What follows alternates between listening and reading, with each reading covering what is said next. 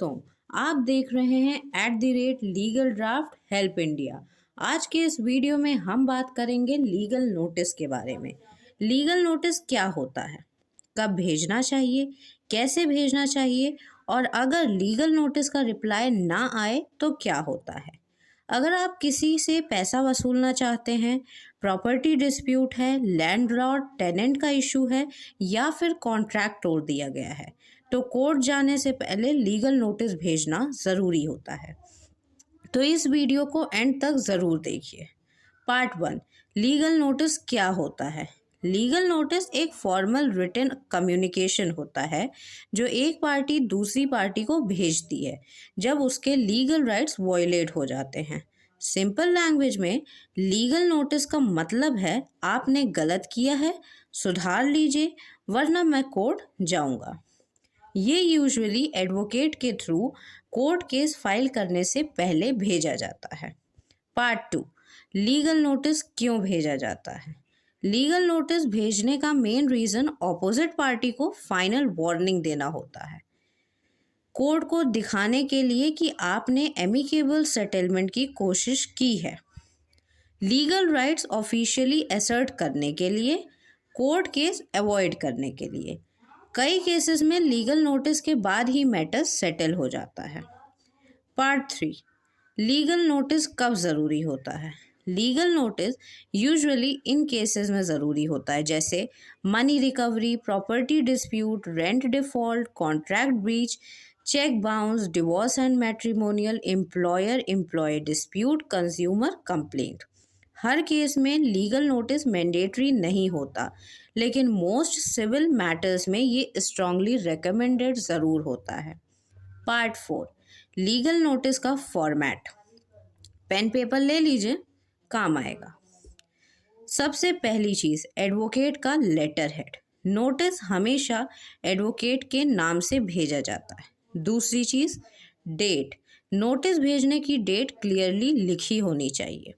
तीसरी चीज़, रिसीवर्स का एड्रेस। जिससे नोटिस भेजना है उसका कंप्लीट पोस्टल एड्रेस होना चाहिए। सब्जेक्ट 4, फोर्थ हमारा होता है, मतलब चौथी चीज़ होती है हमारी सब्जेक्ट। जैसे legal notice for recovery of 5 lakh, 5 lakh की रिकवरी के लिए लीगल नोटिस है, या रेंट डिफ़ॉल्ट हुआ है उसके लिए लीगल नोटिस है। ऐसे ऐसे आप अपने सब्जेक्ट बना सकते हैं। पांचवी चीज़, फैक्ट ऑफ द केस। इस पार्ट में कब क्या हुआ, कौन से एग्रीमेंट ट्रांजैक्शन के अंडर हुआ, कैसे आपका राइट वॉयलेट हुआ, ये सेक्शन क्रोनोलॉजिकल ऑर्डर में होता है। छठी चीज़, लीगल ग्राउंड्स। यहाँ relevant act, sections, legal provisions mention किए जाते हैं। सातवीं चीज़, डिमांड या रिलीफ। क्लियरली लिखा जाता है कितना पैसा चाहिए, क्या एक्शन चाहिए, कितने दिन में कंप्लायंस चाहिए। यूजुअली 15 से 30 दिन का होता है। आठवीं चीज़, कॉन्सिक्वेंसेस क्लॉजेस।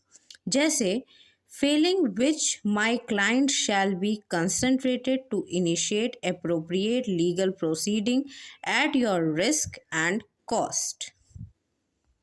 इसका मतलब होता है अन्यथा मेरे मुंह वकील आपके विरुद्ध जोखिम और खर्च पर कानूनी कार्रवाई शुरू कर सकते हैं।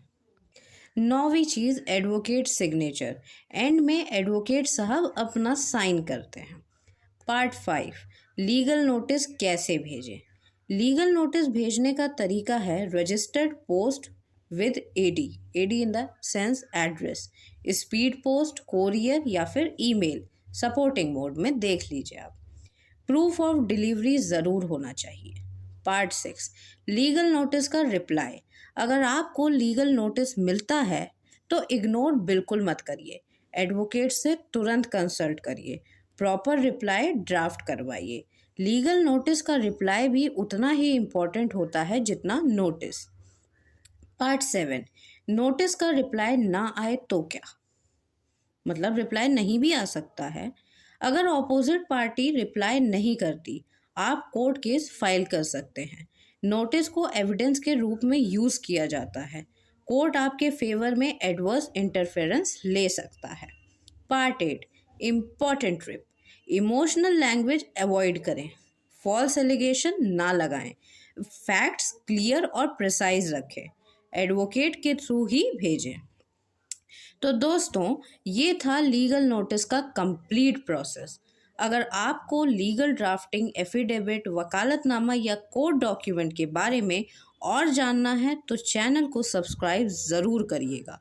वीडियो को लाइक करें और कमेंट में बताइए कि नेक्स्ट टॉपिक क्या होना चाहिए। तो इंतज़ार रहेगा, मिलते हैं नेक्स्ट वीडियो में। Thank you.